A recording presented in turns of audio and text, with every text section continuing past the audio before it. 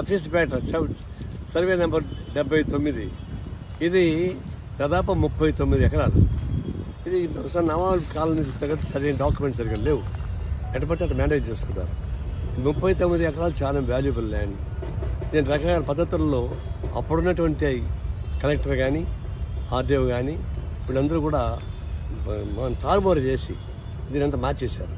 అందులో వసంత కృష్ణ ప్రసాద్ అతను ఒకప్పుడు టీడీపీలో యాక్టివ్ ఉన్నాడు, తర్వాత వైసీపీలో ఎమ్మెల్యేగా ఉన్నాడు, తర్వాత మళ్ళీ టీడీపీకి ఎమ్మెల్యేగా ఉన్నాడు.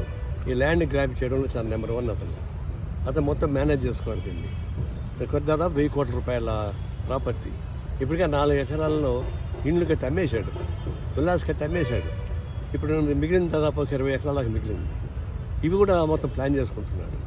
ఈ విధంగా అన్యాయకతం అయిపోతే ఇంకా ప్రభుత్వం ఉండే లాభం. నేను కోరేది ఏంటంటే 20-25 ఏళ్ళగా అతను ఇల్లు కట్టుకుని అమ్ముకుంటుంటే దీన్ని ఆక్యుపై చేసుకుంటే అది ఆర్ఐ ఏం చేశాడు, ఎంఆర్ఓ ఏం చేశాడు, ఆర్డీఓ ఏం చేశాడు, కలెక్టర్ ఏం చేశాడు, ఆ టైంలో పనిచేసే రెవెన్యూ వాళ్ళందరినీ అరెస్ట్ చేయాలి, ఇంక్లూడింగ్ ఐఏఎస్ ఆఫీసర్, కలెక్టర్స్. అప్పుడు కానీ బుద్ధి రాదు వీళ్ళకి. వాళ్ళ రికార్డ్స్ మొత్తం తారుమారు చేసి పకటి బంద్ చేసి పంపించేసి వెళ్ళిపోయారు. అందువల్ల ఆ సమయంలో ఎవరైతే కలెక్టర్గా ఉన్నారో, ఆర్డీఓగా ఉన్నారో, ఎంఆర్ఓగా ఉన్నారో వాళ్ళపైన తగిన చర్య తీసుకుని చూసి మేము కోరుతా ఉన్నాం. ఇప్పుడు హైదరాబాద్లో ఒక డిసిషన్ తీసుకున్నారు, నేను సపోర్ట్ చేస్తున్నాను.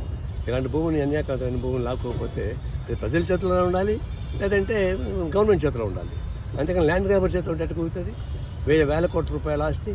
అందువల్ల హైదరాబాద్ చేస్తే కరెక్టే, దానికి అవసరమైతే చర్యలు తీసుకోవాలి. సుప్రీంకోర్టు దాకా పోవాల్సి వస్తుంది, పకడ్బందీ చేసుకోవాలి, గత ఆఫీసర్ బందీ చర్య తీసుకోవాలి. ఎప్పుడైతే ఎవరైతే దీన్ని సంతకాలు పెట్టారో వాళ్ళందరిపైన కఠిన చర్యలు తీసుకోమని మేము కోరుతా ఉన్నాం. హైడ్రా తీసుకున్న డెసిషన్ని సిపిఐ సపోర్ట్ చేస్తూ ఉంది.